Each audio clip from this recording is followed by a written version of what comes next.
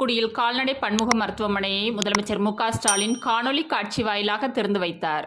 பின்னர் கால்நடை பன்முக மருத்துவமனையில் அமைச்சர் கீதா ஜீவன் திருவிளக்கேற்றி பார்வையிட்டார். சென்னை தலைமைச் செயலகத்தில் நடைபெற்ற நிகழ்ச்சியில் தமிழ்நாடு முதலமைச்சர் மு.க.ஸ்டாலின் தூத்துக்குடி மாநகராட்சி புதுக்கிராமத்தில் உள்ள கால்நடை பராமரிப்புத்துறை இணை இயக்குனர் அலுவலக வளாகத்தில் 3 கோடி ரூபாய் மதிப்பீட்டில் புதிதாக கட்டப்பட்டுள்ள கால்நடை பன்முக மருத்துவமனையினை காணொலி காட்சி வாயிலாக திறந்து வைத்தார். இதனைத் தொடர்ந்து மருத்துவமனை வளாகத்தில் வடக்கு மாவட்ட திமுக செயலாளரும் சமூக நலன் மற்றும் மகளிர் உரிமைத்துறை அமைச்சருமான கீதா ஜீவன் திருவிளக்கேற்றி வைத்து கல்வெட்டை திறந்து வைத்து அலுவலக வளாகத்தினை பார்வையிட்டார்.